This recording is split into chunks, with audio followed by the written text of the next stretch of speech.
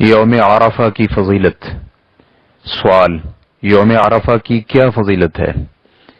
رہنمائی فرما دیں۔ الحمدللہ والصلاة والسلام علی رسول اللہ۔ یوم عرفہ کے فضائل سماعت کیجیے۔ نمبر 1، اس دن دین اسلام کی تکمیل اور نعمتوں کا اتمام ہوا، یعنی مکمل ہوئی۔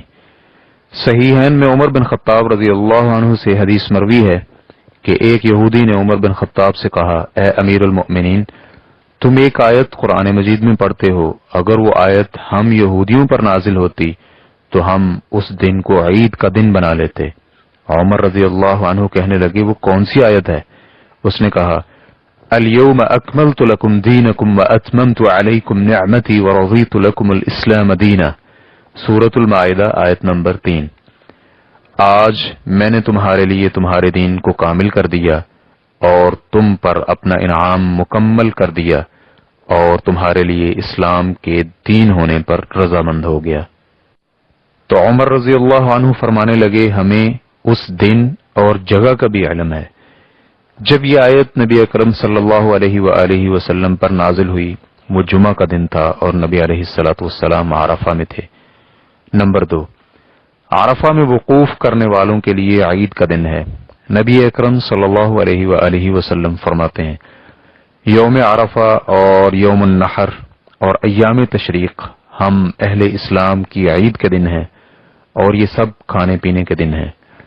اسے اصحاب السنن نے روایت کیا ہے اور عمر بن خطاب رضی اللہ عنہ سے مروی ہے کہ انہوں نے فرمایا، یہ آیت یعنی الیوم اکملت لکم جمعہ اور عرفہ والے دن نازل ہوئی اور یہ دونوں ہمارے لیے عید کے دن ہیں۔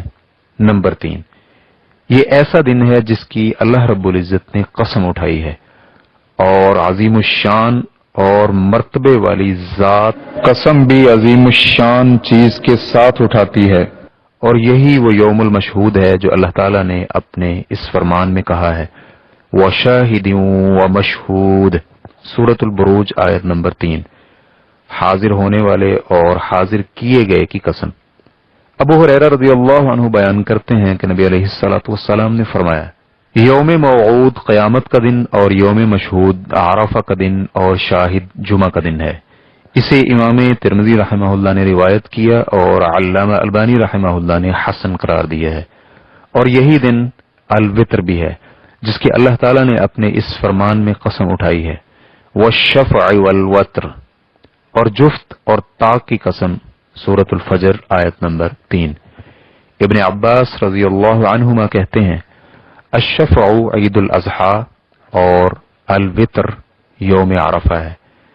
عکرمہ اور ضحاک رحمہم اللہ کا قول بھی یہی ہے۔ نمبر 4، اس دن کا روزہ 2 سال کے گناہوں کا کفارہ ہے۔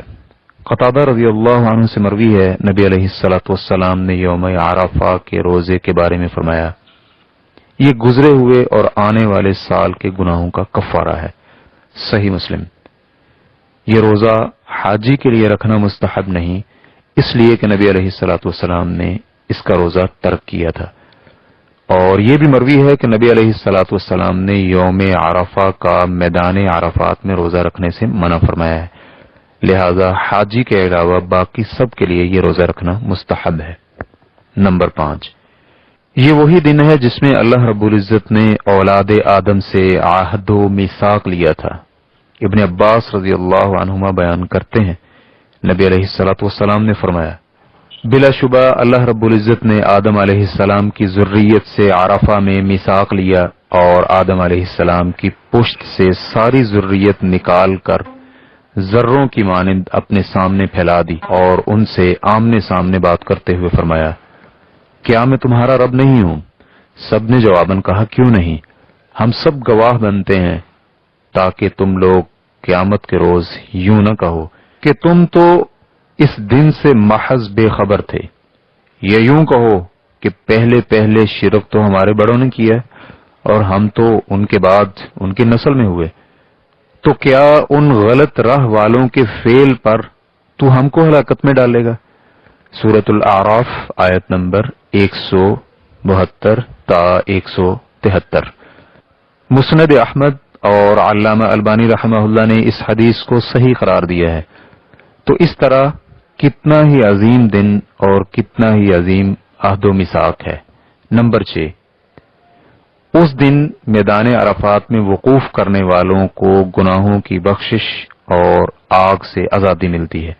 صحیح مسلم میں سیدہ عائشہ رضی اللہ عنہ سے حدیث مروی ہے کہ رسول اللہ صلی اللہ علیہ وآلہ وسلم نے فرمایا، اللہ تعالیٰ یوم عرفہ سے زیادہ کسی اور دن میں اپنے بندوں کو آگ سے آزادی نہیں دیتا، اور بلا شبہ اللہ تعالیٰ ان کے قریب ہوتا اور پھر فرشتوں کے سامنے ان سے فخر کر کے فرماتا ہے، یہ لوگ کیا چاہتے ہیں؟ عبداللہ بن عمر رضی اللہ عنہما بیان کرتے ہیں کہ نبی علیہ الصلوۃ والسلام نے فرمایا، اللہ تعالیٰ یوم عرفہ کی شام فرشتوں سے میدان عرفات میں وقوف کرنے والوں کے ساتھ فخر کرتے ہوئے کہتے ہیں، میرے ان بندوں کو دیکھو، میرے پاس گرد و غبار سے اٹے ہوئے آئے ہیں۔ مسند احمد اور علامہ البانی رحمہ اللہ نے اس حدیث کو صحیح قرار دیا ہے۔ واللہ تعالی اعلم۔